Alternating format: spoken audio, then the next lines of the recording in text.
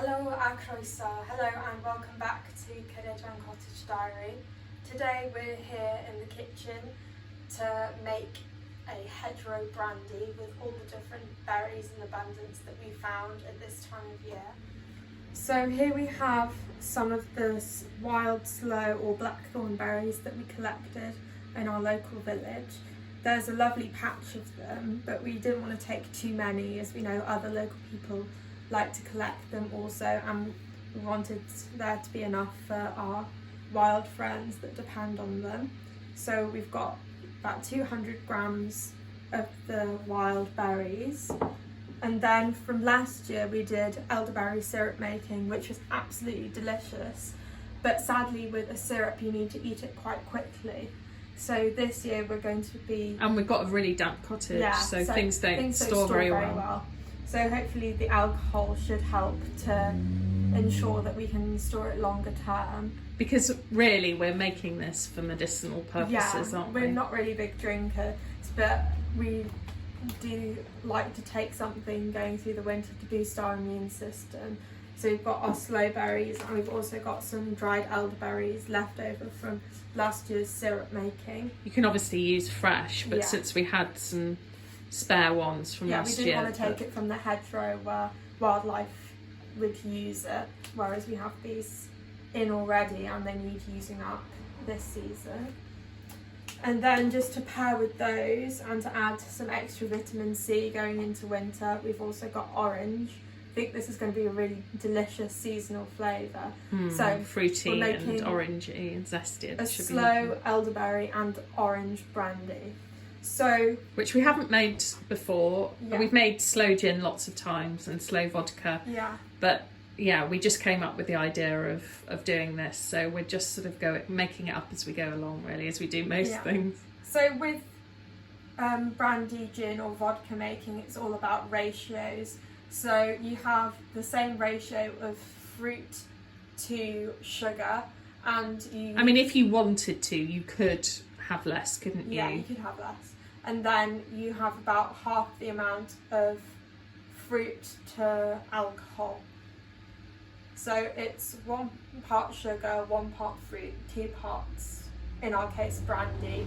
But you can use any kind of cheap alcohol. It needs to be 40% in order to... Well, it's vodka or gin are the other ones. Vodka, gin or brandy are the usual trio, but we've gone for brandy because it was the cheapest that we found. And you don't like vodka or gin, do you? Well, you don't really like alcohol, but you can tolerate brandy. Yeah, brandy's okay. So, while the jar is sterilising, as you can probably hear, I'm just going to prepare the rest of the fruit. So, I'm just going to cut this orange into slices so the juice can infuse with the brandy, and also it should look really beautiful in the jar. Yeah, because we're going to put in the whole pieces, aren't we? We've given it a good scrub because unfortunately we couldn't get organic oranges. Look at those beautiful segments.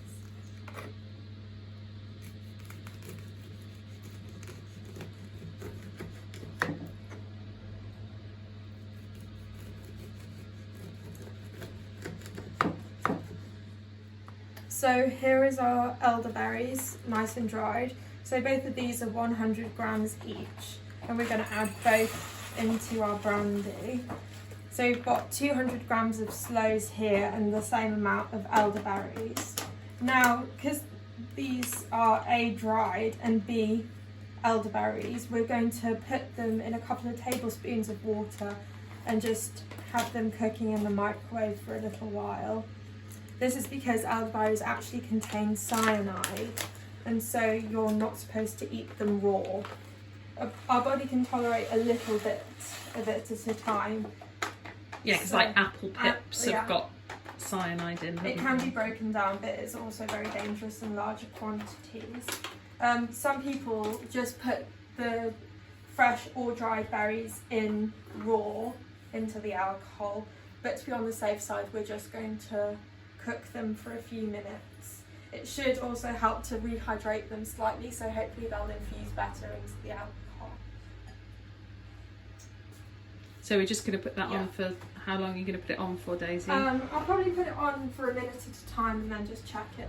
So yeah, I think we were only going to do a couple of minutes, yeah. weren't we? Just so to... I'll just add a couple of tablespoons of water to this, and I'll come back once they've been microwaved to just check on them. Okay. So these are the cooked, rehydrated elderberries. So I ended up adding half a cup of water and put them on for a minute and a half. So first I put it on for a minute and then I checked it and thought just to give it an extra 30 seconds because I don't want to burn the berries at all. Yeah. If you don't happen to have a microwave, you could always put it on the hob, just on a low heat. Yeah, just for a couple of minutes. If it doesn't really concern you using raw elderberries, then you could just go ahead and just add the fresh or dried straight into the brandy mixture. So here I've got the sloe berries, so I'm going to add those in to our jar. It's going to look so pretty as well, isn't it? Yeah. And then I'm going to go in with our orange slices.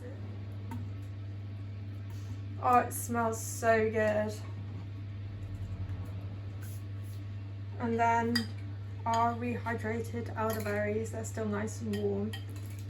So I'll just spoon those in over the top. I'm already excited to taste this. Me too. I think it'll be so warming.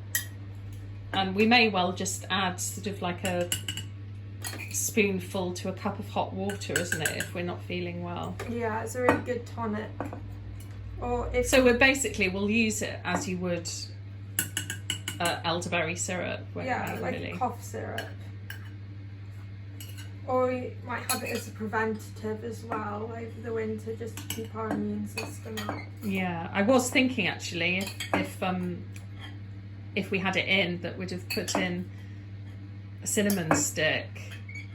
Do you have some ground cinnamon? Yeah, I don't think it's the same. No. Though. That's it, right? It's hard to strain that out afterwards. Yeah, but yeah, if you had a cinnamon stick, it would, because people quite often add cinnamon to elderberry syrup, don't they? Or nutmeg. Or ginger. If you had fresh ginger, you could add that, couldn't you?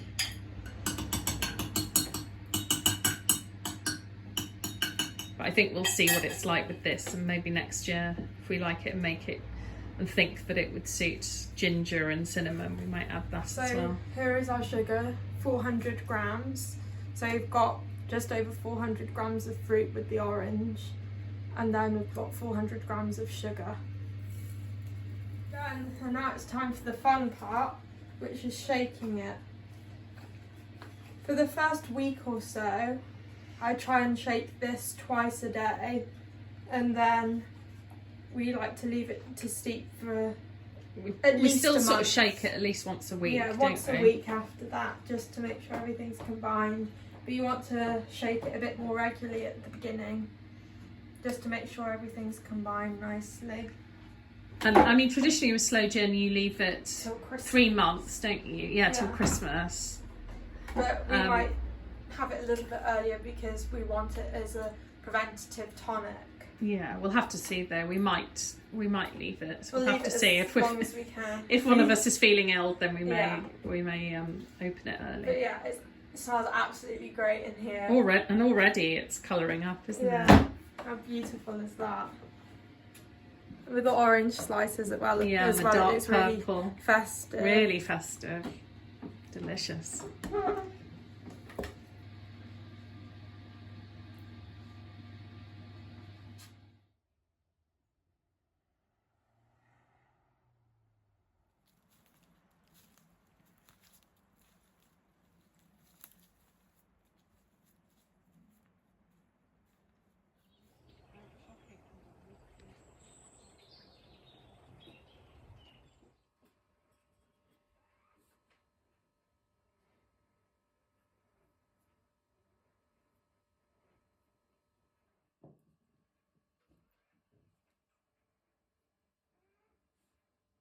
Hello, so today we're going to be making a little apple garland. I've just started it off And our inspiration, of course, is Brambly Hedge and the beautiful illustrations of pantries and kitchens. Isn't it beautiful? It's always been one of our style inspirations. So we have a beautiful crabapple tree in our garden that we've had for many years now, and it's always really productive and has these beautiful crab apples. They're like jewels, aren't they? They are absolutely stunning, and there's So always pretty. so many of them. But sadly, they never last very long on the tree and they tend to fall. So with all these windfalls, we've gathered some of them up here, and we're going to make our little garland. Yeah, we always leave the ones on the whatever stays on the tree for the wildlife, and we don't even take all the windfalls, but we just take a handful, and we like to make Brambly Hedge apple garlands. And then once we're done, we tend to put them back out for wildlife. Anyway, so what I've got here is I've got Oh, you can also use crabapple as a natural pectin, can't you, to make jam instead of using special jam sugar. You can use it for all sorts. So here I've just got a darning needle and some black cotton thread. And what I've done is I've doubled it up and tied a knot on one end. And I've just been threading the apples through. It's quite simple to do. And you can make this as long as you like, depending on how many apples you have. Or you could also add other things into this. So you could put hawthorn berries in, any kind of berries that you have. Or if you have any beads or other trinkets about, you could kind of intersperse them with the berries. Just acorns, whatever. Acorns would that'd be cute. Just whatever you fancy, really. But we want to go for... Well, we just saw that there were lots on the floor and we thought, oh, that'll be cute to make a garland, isn't it? Yeah, make it nice and festive in the cottage. So I'll just continue to thread these along. So is it quite easy to get the darning needle through? I suppose it's just like people making like cranberry garlands, isn't it? Well, they're not particularly hard. I feel like with acorns, trying to get it through, you probably have to might be a bit more of a challenge. Or maybe if you had them through the stem, that could work. But yeah, they're not that difficult, and because of the size of them, they build up quite quickly into a very pretty garland. Yeah, and we like natural decorations in the garden. In the cottage, we don't buy autumn decorations, do we? Just whatever's lying around in the garden or the hedgerows or whatever, we'll bring a little bit in. But and then most of it we leave for wildlife. And then we tend to return it outside afterwards, unless it gets really mouldy or something. But hopefully, because these are going to be above our fireplace, they should dry out nicely, and then our little friends will get some dried apples later in the year.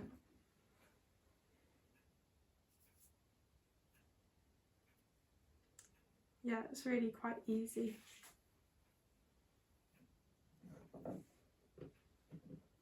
And already you can see what it's going to be like.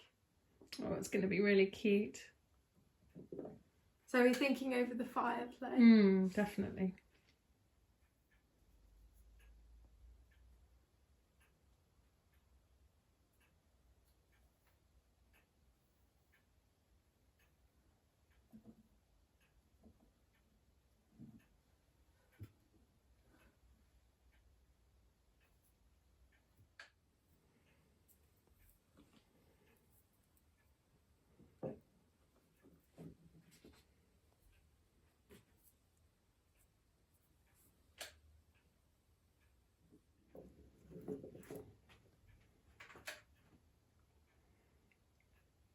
Oh, that's really cute.